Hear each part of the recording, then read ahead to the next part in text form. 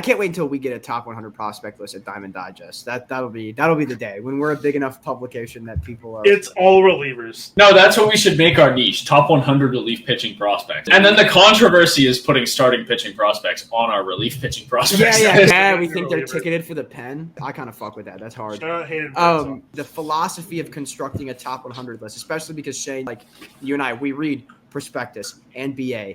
And we look at Pipeline, and we look at Fangraphs. And Fangraphs is the biggest offender of this, of just like who's close. It's interesting to me, though, that none of them have really any value in relievers, though, because they are valuable.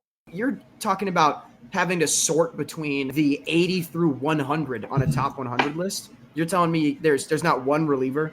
There's not one guy that you're like, would you rather have a fourth outfielder type this year, or would you rather have a guy that could pitch in the 8th inning? What it calls into question is, how do you quantify the value of the leverage of a situation? Championship win probability. Yeah, championship win probability, whatever.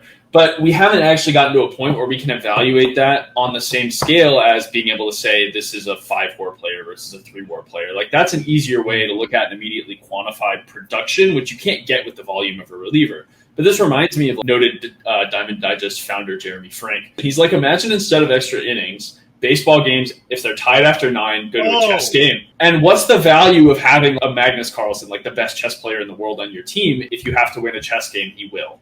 And it's like 15 wins or something ridiculous. There's a gap in between our inability to account for the value of a reliever using traditional volume-based statistics such as WAR, and the value of the actual contexts and the leverage situations where they come into play. And so I think that that's kind of where you get a disconnect in prospect evaluations, because in general, that's based on like how much is this guy going to make an impact when we're looking at these counting-based statistics and output in the major leagues. So I don't know how you account for that, but I think it's an interesting question for sure. So